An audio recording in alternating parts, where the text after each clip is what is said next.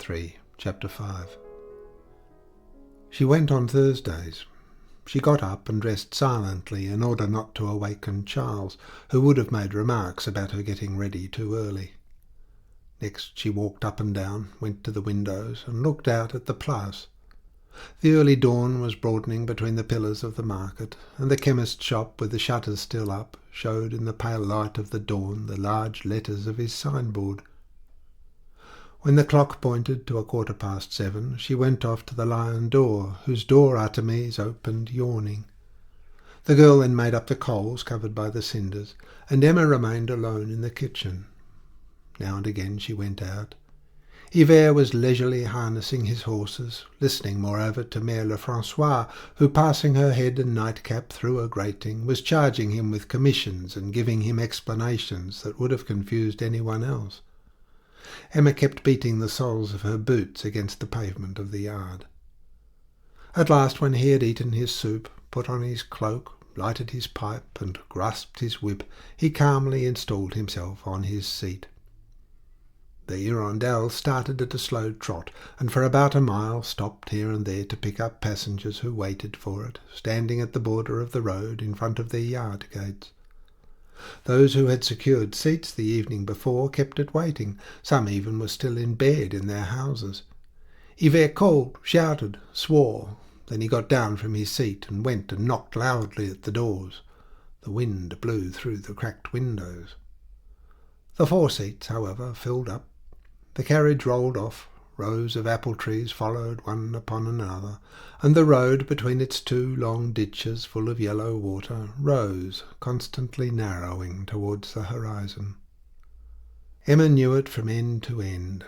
She knew that after a meadow there was a signpost, next an elm, a barn, or the hut of a lime-kiln tender. Sometimes even, in the hope of getting some surprise, she shut her eyes, but she never lost the clear perception of the distance to be traversed. At last the brick houses began to follow one another more closely. The earth resounded beneath the wheels. The Hirondelle glided between the gardens, where through an opening one saw statues, a periwinkle plant, clipped yews, and a swing. Then on a sudden the town appeared. Sloping down like an amphitheatre and drowned in the fog, it widened out beyond the bridges confusedly. Then the open country spread away with a monotonous movement till it touched in the distance the vague line of the pale sky. Seen thus from above, the whole landscape looked immovable as a picture. The anchored ships were massed in one corner, the river curved round the foot of the green hills, and the isles, oblique in shape, lay on the water like large, motionless black fishes. The factory chimneys belched forth immense brown fumes that were blown away at the top. One heard the rumbling of the foundries, together with the clear chimes of the churches that stood out in the mist. The leafless trees on the boulevards made violet thickets in the midst of the houses, and the roofs, all shining with the rain, threw back unequal reflections according to the height of the quarters in which they were. Sometimes a gust of wind drove the clouds towards the St. Catherine hills, like aerial waves that broke silently against a cliff. A giddiness seemed to her to detach itself from this mass of existence, and her heart swelled as if the 120,000 souls that palpitated there had all at once sent into it the vapour of the passions she fancied theirs. Her love grew in the presence of this vastness, and expanded with tumult to the vague murmurings that rose towards her. She poured it out upon the square, on the walks, on the streets, and the old Norman city outspread before her eyes as an enormous capital, as a Babylon into which she was entering. She leant with both hands against the window, drinking in the breeze. The 3 horses galloped, the stones grated in the mud, the diligence rocked, and Yver from afar hailed the carts on the road, while the bourgeois who had spent the night at the Guillaume woods came quietly down the hill in their little family carriages. They stopped at the barrier. Emma undid her overshoes, put on other gloves, rearranged her shawl, and some 20 paces farther she got down from the Hirondelle. The town was then awakening. Shop boys in caps were cleaning up the shop fronts, and women with baskets against their hips at intervals uttered sonorous cries at the corners of streets. She walked with downcast eyes close to the walls and smiling with pleasure under her lowered black veil. For fear of being seen, she did not usually take the most direct road. She plunged into dark alleys and, all perspiring, reached the bottom of the Rue Nationale near the fountain that stands there. It is the quarter for theatres, public houses and whores. Often a cart would pass near her, bearing some shaking scenery. Waiters in aprons were sprinkling sand on the flagstones between green shrubs. It all smelt of absinthe, cigars and oysters. She turned down a street. She recognized him by his curling hair that escaped from beneath his hat. Léon walked along the pavement. She followed him to the hotel. He went up, opened the door, entered. What an embrace! Then, after the kisses, the words gushed forth. They told each other the sorrows of the week, the presentiments, the anxiety for the letters, but now everything was forgotten. They gazed into each other's faces with voluptuous laughs and tender names. The bed was large, of mahogany, in the shape of a boat. The curtains were in red levantine that hung from the ceiling and bulged out too much towards the bell-shaped bedside, and nothing in the world was so lovely as her brown head and white skin standing out against this purple colour when, with a movement of shame, she crossed her bare arms, hiding her face in her hands. The warm room, with its discreet carpet, its gay ornaments, and its calm light, seemed made for the intimacies of passion. The curtain rods, ending in arrows, their brass pegs, and the great balls of the fire-dog shone suddenly when the sun came in. On the chimney between the candelabra there were two of those pink shells in which one hears the murmur of the sea if one holds them to the ear. How they loved that dear room, so full of gaiety, despite its rather faded splendour. They always found the furniture in the same place, and sometimes hairpins that she had forgotten the Thursday before under the pedestal of the clock. They lunched by the fireside on a little round table, inlaid with rosewood. Emma carved, put bits on his plate with all sorts of coquettish ways, and she laughed with a sonorous and libertine laugh when the froth of the champagne ran over from the glass to the rings on her fingers. They were so completely lost in the possession of each other that they thought themselves in their own house, and that they would live there till death, like two spouses eternally young. They said, "Our room, our carpet." She even said, "My slippers," a gift of Léon's, a whim she had had. They were pink satin bordered with swan's down. When she sat on his knees, her leg, then too short, hung in the air, and the dainty shoe that had no back to it was held only by the toes of her bare foot. He, for the first time, enjoyed the inexpressible delicacy of feminine refinements. He had never met this grace of language, this reserve of clothing, these poses of the weary dove. He admired the exaltation of her soul and the lace of her petticoat. Besides, was she not a lady and a married woman, a real mistress in fine? By the diversity of her humour, in turn mystical or mirthful, talkative, taciturn, passionate, careless, she awakened in him 1,000 desires, called up instincts or memories. She was the mistress of all the novels, the heroine of all the dramas, the vague she of all the volumes of verse. He found again on her shoulders the amber colouring of the odalisque bathing. She had the long waist of feudal chatelaines, and she resembled the pale woman of Barcelona. But above all, she was the angel. Often looking at her, it seemed to him that his soul, escaping towards her, spread like a wave about the outline of her head and descended drawn down into the whiteness of her breast. He knelt on the ground before her, and with both elbows on her knees looked at her with a smile, his face upturned. She bent over him and murmured, as if choking with intoxication, "Oh, do not move, do not speak, look at me. Something so sweet comes from your eyes that helps me so much." She called him child, "Child, do you love me?" And she did not listen for his answer in the haste of her lips that fastened to his mouth. On the clock there was a bronze Cupid, who smirked as he bent his arm beneath a golden garland. They had laughed at it many a time, but when they had to part, everything seemed serious to them. Motionless in front of each other, they kept repeating, "Till Thursday, till Thursday." Suddenly she seized his head between her hands, kissed him hurriedly on the forehead, crying "Adieu," and rushed down the stairs. She went to a hairdresser's in the Rue de la Comédie to have her hair arranged.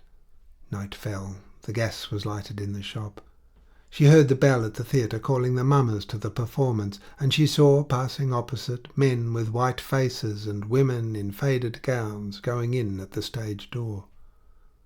It was hot in the room, small and too low, where the stove was hissing in the midst of wigs and pomades. The smell of the tongs, together with the greasy hands that handled her head, soon stunned her, and she dozed a little in her wrapper. Often, as he did her hair, the man offered her tickets for a masked ball. Then she went away. She went up the streets, reached the Croix Rouge, put on her overshoes that she had hidden in the morning under the seat, and sank into her place among the impatient passengers. Some got out at the foot of the hill. She remained alone in the carriage. At every turning all the lights of the town were seen more and more completely, making a great luminous vapour about the dim houses. Emma knelt on the cushions, and her eyes wandered over the dazzling light. She sobbed, called on Léon, sent him tender words and kisses lost in the wind.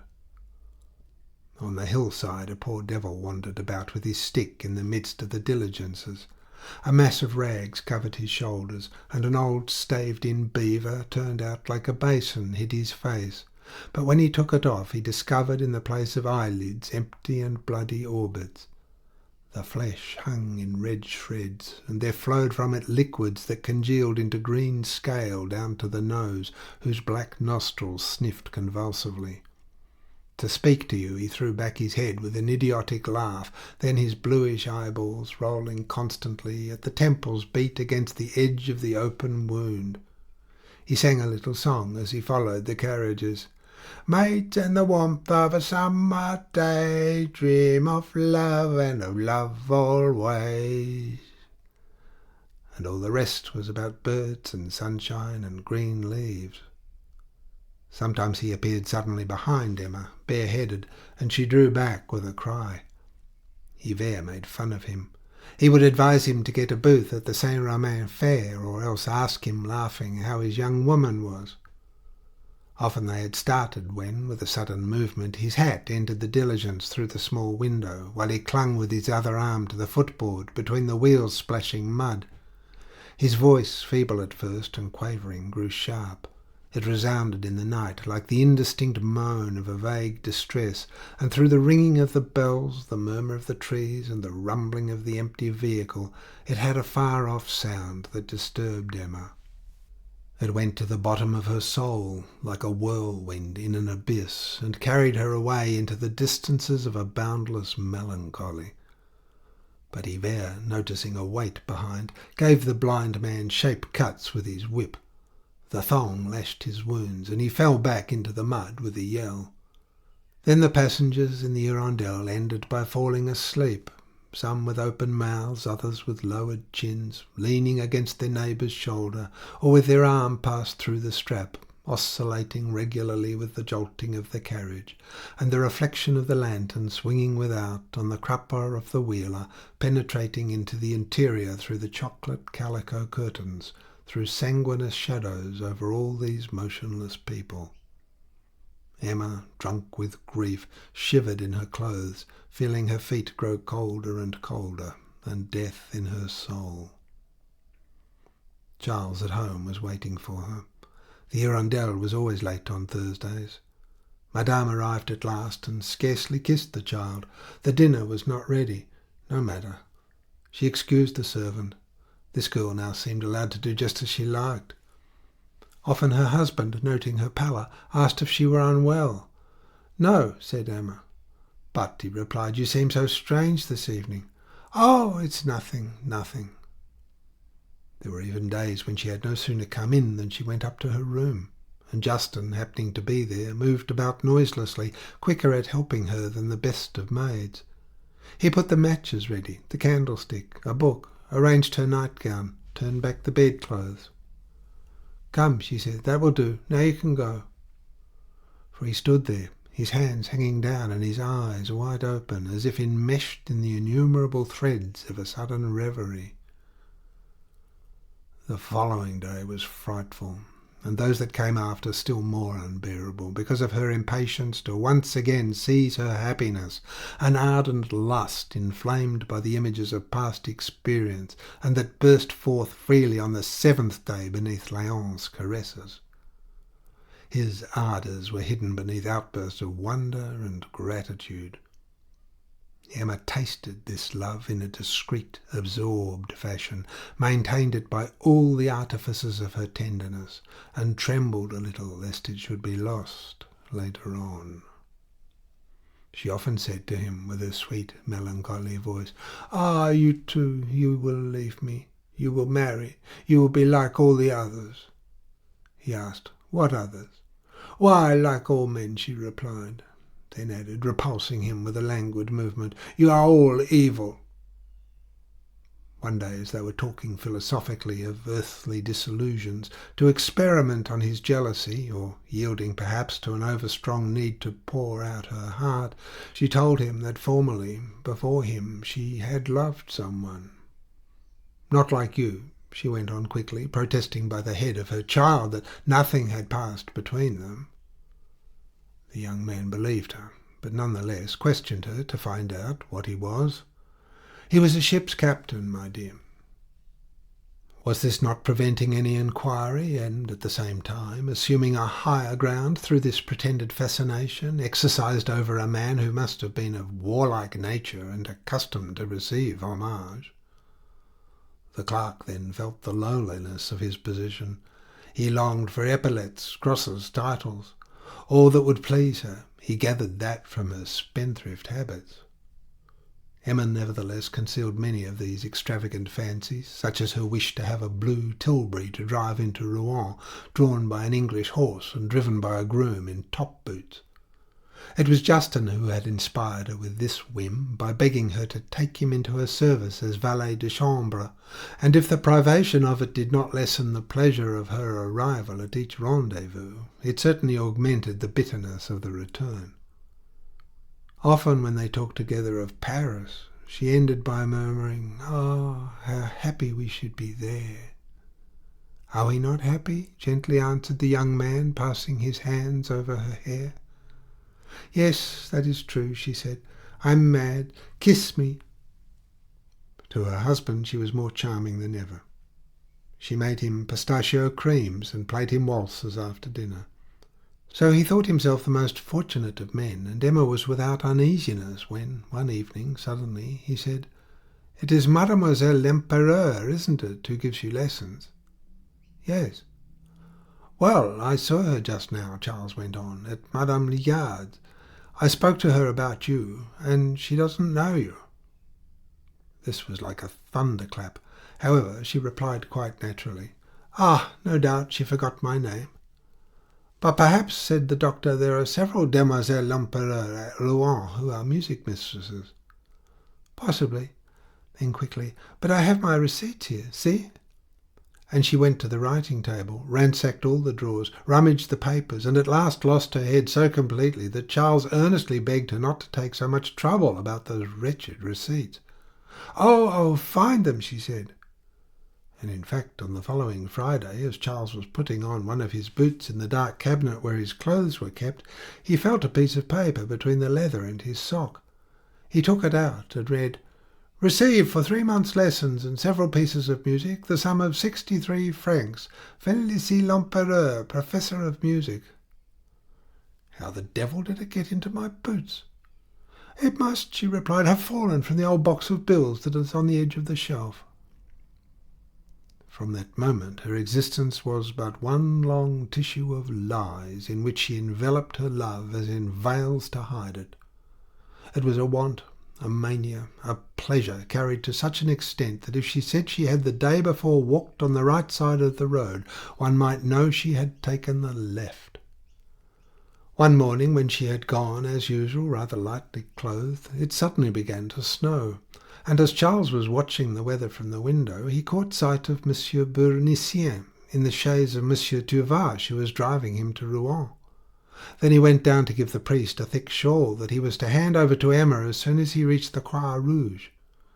When he got to the inn, Monsieur Bournisien asked for the wife of the Yonville doctor. The landlady replied that she very rarely came to her establishment. So that evening, when he recognized Madame Bovary in the Hirondelle, the curé told her his dilemma, without, however, appearing to attach much importance to it, for he began praising a preacher who was doing wonders at the cathedral, and whom all the ladies were rushing to hear. Still, if he did not ask for any explanation, others, later on, might prove less discreet. So she thought well to get down each time at the Croix Rouge, so that the good folk of her village who saw her on the stairs should suspect nothing. One day, however, Monsieur Lheureux met her coming out of the Hôtel de Boulogne on Léon's arm, and she was frightened, thinking he would gossip. He was not such a fool. But 3 days after, he came to her room, shut the door, and said, "I must have some money." She declared she could not give him any. Lheureux burst into lamentations and reminded her of all the kindnesses he had shown her. In fact, of the 2 bills signed by Charles, Emma up to the present had paid only one. As to the second, the shopkeeper, at her request, had consented to replace it by another, which again had been renewed for a long date. Then he drew from his pocket a list of goods not paid for, to wit, the curtains, the carpet, the material for the armchairs, several dresses, and divers articles of dress, the bills for which amounted to about 2,000 francs. She bowed her head. He went on, "But if you haven't any ready money, you have an estate." And he reminded her of a miserable little hovel situated at Barneville, near Aumale, that brought in almost nothing. It had formerly been part of a small farm sold by Monsieur Bovary senior, for Lheureux knew everything, even to the number of acres and the names of the neighbours. "If I were in your place," he said, "I should clear myself of my debts and have money left over." She pointed out the difficulty of getting a purchaser. He held out the hope of finding one, but she asked him how she should manage to sell it. "Haven't you your power of attorney?" he replied. The phrase came to her like a breath of fresh air. "Leave me the bill," said Emma. "Oh, it isn't worth while," answered Lheureux. He came back the following week, and boasted of having, after much trouble, at last discovered a certain Langlois, who, for a long time, had had an eye on the property, but without mentioning his price. "Never mind the price," she cried. But they would, on the contrary, have to wait to sound the fellow. The thing was worth a journey, and as she could not undertake it, he offered to go to the place to have an interview with Langlois. On his return, he announced that the purchaser proposed 4,000 francs. Emma was radiant at this news. "Frankly," he added, "that's a good price." She drew half the sum at once, and when she was about to pay her account, the shopkeeper said, "It really grieves me, on my word, to see you depriving yourself all at once of such a big sum as that." Then she looked at the banknotes, and dreaming of the unlimited number of rendezvous represented by those 2,000 francs, she stammered, What? "Oh," he went on, laughing good-naturedly, "one puts anything one likes on receipts. Don't you think I know what household affairs are?" And he looked at her fixedly, while in his hand he held 2 long papers that he slid between his nails. At last, opening his pocket-book, he spread out on the table 4 bills to order, each for 1,000 francs. "Sign these," he said, "and keep it all." She cried out, scandalized. "But if I give you the surplus," replied Monsieur Lheureux impudently, "is that not helping you?" And taking a pen, he wrote at the bottom of the account, "Received of Madame Bovary, 4,000 francs. Now, who can trouble you, since in 6 months you'll draw the arrears for your cottage, and I don't make the last bill due until after you've been paid?" Emma grew rather confused in her calculations, and her ears tingled as if gold pieces, bursting from their bags, rang all round her on the floor. At last Lheureux explained that he had a very good friend, Vincart, a broker at Rouen, who would discount these 4 bills. Then he himself would hand over to Madame the remainder after the actual debt was paid. But instead of 2,000 francs, he brought only 1,800, for the friend Vincart, which was only fair, had deducted 200 francs for commission and discount. Then he carelessly asked for a receipt. "You understand, in business, sometimes, and with the date, if you please, with the date." A horizon of realizable whims opened out before Emma. She was prudent enough to lay by 1,000 crowns, with which the first 3 bills were paid when they fell due, but the 4th by chance came to the house on a Thursday, and Charles, quite upset, patiently awaited his wife's return for an explanation. If she had not told him about this bill, it was only to spare him such domestic worries. She sat on his knees, caressed him, cooed to him, gave him a long enumeration of all the indispensable things that had been got on credit. "Really, you must confess, considering the quantity, that it isn't too dear." Charles, at his wits' end, soon had recourse to the eternal Lheureux, who swore he would arrange matters if the doctor would sign him 2 bills, one of which was for 700 francs, payable in 3 months. In order to arrange for this, he wrote his mother a pathetic letter. Instead of sending a reply, she came herself, and when Emma wanted to know whether he had got anything out of her, "Yes," he replied, "but she wants to see the account." The next morning at daybreak, Emma ran to Lheureux to beg him to make out another account for not more than 1,000 francs, for to show the one for 4,000 it would be necessary to say that she had paid 2/3, and confess consequently the sale of the estate, a negotiation admirably carried out by the shopkeeper, and which in fact was only actually known later on. Despite the low price of each article, Madame Bovary senior, of course, thought the expenditure extravagant. "Couldn't you do without a carpet? Why have recovered the armchairs? In my time there was a single armchair in a house for elderly persons. At any rate it was so at my mother's, who was a good woman, I can tell you. Everybody can't be rich. No fortune can hold out against waste. I should be ashamed to coddle myself as you do, and yet I am old. I need looking after. And there they're fitting up gowns, fallals, what, silk for lining at 2 francs when you can get jaconet for 10 sous, or even for 8, that would do well enough." Emma, lying on a lounge, replied as quietly as possible, "Ah, madame, enough, enough." The other went on lecturing her, predicting they would end in the workhouse. But it was Bovary's fault. Luckily he had promised to destroy that power of attorney. "What?" "Ah, he swore he would," went on the good woman. Emma opened the window, called Charles, and the poor fellow was obliged to confess the promise torn from him by his mother. Emma disappeared, then came back quickly, and majestically handed her a thick piece of paper. "Thank you," said the old woman, and she threw the power of attorney into the fire. Emma began to laugh, a strident, piercing, continuous laugh. She had an attack of hysterics. "Oh, my God!" cried Charles. "Ah, you really are wrong. You come here and make scenes with her." His mother, shrugging her shoulders, declared it was all put on. But Charles, rebelling for the first time, took his wife's part, so that Madame Bovary senior said she would leave.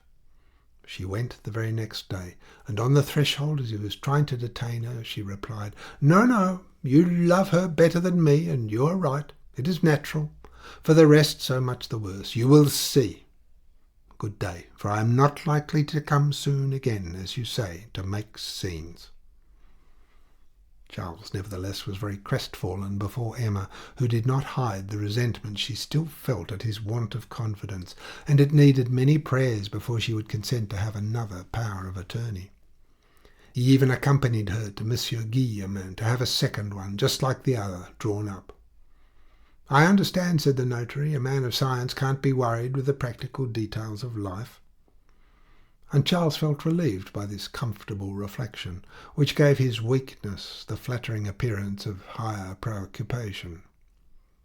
And what an outburst the next Thursday at the hotel in their room with Léon. She laughed, cried, sang, sent for sherbets, wanted to smoke cigarettes, seemed to him wild and extravagant, but adorable, superb. He did not know what recreation of her whole being drove her more and more to plunge into the pleasures of life. She was becoming irritable, greedy, voluptuous, and she walked about the streets with him, carrying her head high, without fear, so she said, of compromising herself. At times, however, Emma shuddered at the sudden thought of meeting Rodolphe, for it seemed to her that although they were separated forever, she was not completely free from her subjugation to him. One night she did not return to Yonville at all. Charles lost his head with anxiety, and little Bertha would not go to bed without her mamma, and sobbed enough to break her heart. Justin had gone out searching the road at random. Monsieur Homais even had left his pharmacy. At last, at 11 o'clock, able to bear it no longer, Charles harnessed his chaise, jumped in, whipped up his horse, and reached the Croix Rouge about 2 o'clock in the morning. No one there. He thought that the clerk had perhaps seen her, but where did he live? Happily, Charles remembered his employer's address and rushed off there. Day was breaking, and he could distinguish the escutcheons over the door, and knocked. Someone, without opening the door, shouted out the required information, adding a few insults to those who disturb people in the middle of the night. The house inhabited by the clerk had neither bell, knocker, nor porter. Charles knocked loudly at the shutters with his hands. A policeman happened to pass by. Then he was frightened and went away. "I'm mad," he said. "No doubt they kept her to dinner at Monsieur Lormeau." But the Lormeau no longer lived at Rouen. She probably stayed to look after Madame Bovary. Why, Madame Bovary has been dead these 10 months. Where can she be? An idea occurred to him. At a café he asked for a directory, and hurriedly looked for the name of Mademoiselle Lempereur, who lived at number 74, Rue de la Renelle de Remarquinière. As he was turning into the street, Emma herself appeared at the other end of it. He threw himself upon her rather than embraced her, crying, "What kept you yesterday?" "I was not well." "What was it? Where? How?" She passed her hand over her forehead and answered, "At Mademoiselle Lempereur's." "I was sure of it. I was going there." "Oh, it isn't worthwhile," said Emma. "She went out just now. But for the future, don't worry. I do not feel free, you see, if I know that the least delay upsets you like this." This was a sort of permission that she gave herself so as to get perfect freedom in her escapades. And she profited by it freely, fully. When she was seized with the desire to see Léon, she set out upon any pretext, and as he was not expecting her on that day, she went to fetch him at his office. It was a great delight at first, but soon he no longer concealed the truth, which was that his master complained very much about these interruptions. "Pshaw, come along," she said, and he slipped out. She wanted him to dress all in black and to grow a pointed beard, to look like the portrait of Louis XIII. She wanted to see his lodgings, thought them poor. He blushed at them, but she did not notice this, then advised him to buy some curtains like hers, and as he objected to the expense, you care for your money," she said, laughing.